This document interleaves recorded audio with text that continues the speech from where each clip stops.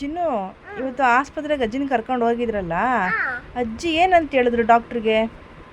ಡಾಕ್ಟ್ರೇ, ಹ್ಞೂ ನನಗೆ ಸ್ವಲ್ಪ ಬೆನ್ನೋವು ನೋವು ಕೈ ಮಚ್ಕೊಳಕ್ತಿಲ್ಲ ಡಾಕ್ಟ್ರೇ. ಡಾಕ್ಟ್ರ್ ಏನು ಹೇಳಿದ್ರು? ಸ್ವಲ್ಪ ಟ್ಯಾಬ್ಲೆಟ್ ತಗೊಳ್ಳಿ, ಸರಿ ಹೋಗುತ್ತೆ. ಸೂಜಿ ತಗೊಳ್ಳಿ, ಮಾತ್ರೆ ತಗೊಳ್ಳಿ, ಎರಡು ತಕೊಂಡು ಹೋಗಿ ಮನೆಗೆ. ಮತ್ತೆ ಪಾಪು ಏನದು ನನಗೆ ಗೊತ್ತು. ಪಾಪು ಔಷಧಿನೂ ತಗೊಳ್ಳಿ ಅಂದ್ರು. ನಿನ್ನ ಕಣ್ಣಿಗೆ ತೋರಿಸಿದ್ರಾ? ನನ್ನ ಕಣ್ಣಿಗೆ ನನ್ನ ಕಣ್ಣಿಗೆ ಏನು ಹೇಳಿಲ್ಲ, ಸುಮ್ಮನೆ ಆಯ್ತು ಅಷ್ಟೆ. ಹೌದಾ? ಅಜ್ಜಿಗೆ ಇಂಜೆಕ್ಷನ್ ಕೊಟ್ರಾ? ಆಮೇಲೆ ಅಜ್ಜಿ ಸರೋದ್ರಾ? ಇನ್ನು ಹಂಗೆ ನೋಗ್ತಾ ಇತ್ತು ಅವ್ರಿಗೆ. ಯಾಕಂತೆ?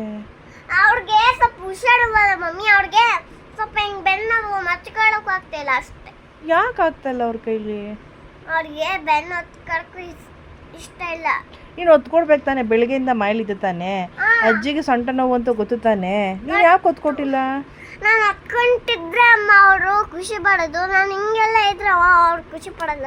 ಮತ್ತೆ ನೀನು ಯಾಕೆ ಹಂಗಿರ್ತೀಯ ಅವ್ರು ಖುಷಿ ಪಡಲ್ಲ ಅಂತ ಗೊತ್ತಿದ್ಮೇಲೆ? ಖುಷಿ ಪಡ್ರೆ ಈ ಲೈಟ್ ನೋಡಿ ಅಮ್ಮ, ಆ ಲೈಟ್ ನೋಡ್ತಂಗೆ ನಿಮ್ಮ ಫೋನ್ ನೋಡ್ತಂಗ ಖುಷಿ ಪಡ್ತಾರೆ.